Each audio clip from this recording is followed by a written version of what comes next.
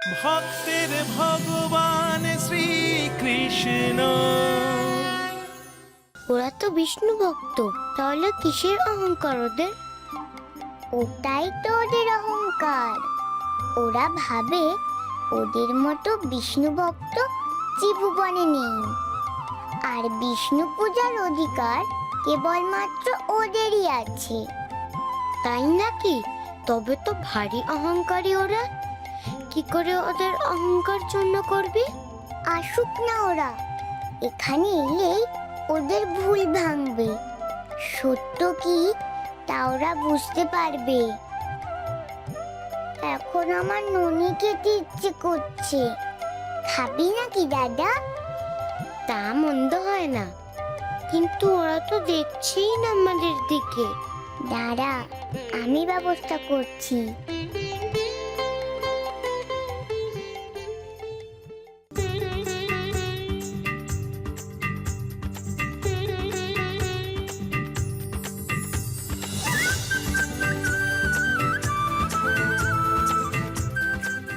কি কি চাই? হ্যাঁ, আবার ননি? কেন রে, পাজি ছেলে, এক্ষুনি এত কিছু খাওয়ালাম, আবার ননির দিকে নজর কিসের? যশোদা, যখন চাইছি একটু দাও না। একদম না, এইটুকু থাকো।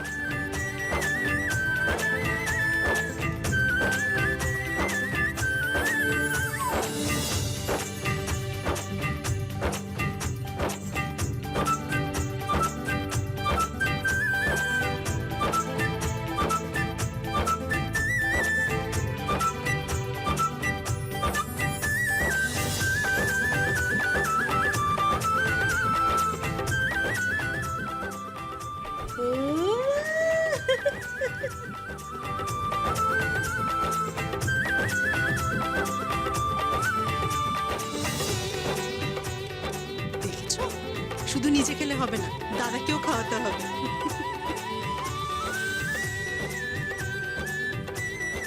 প্রণাম নন্দরাজ। আরে সুবল যে, খবর ভালো তো? খবর সব কুশল। ওই জঙ্গলে যাচ্ছি কাঠ কাটতে, তো তাই একবার গোপালকে দর্শন করতে এলাম। জঙ্গলে যাওয়ার আগে গোপালের মুখ দেখে গেলে আমাদের দিন খুব ভালো যায়। একদিন তো গোপালের দর্শন না করেই চলে গেছিলাম, তারপরে যা বাঁচান বেঁচেছি। ও মা, কি হয়েছিল? সেদিন জঙ্গলে বাঘের মুখে পড়েছিলাম গো নন্দরানী, বড় বাঁচান বেঁচে গেছি।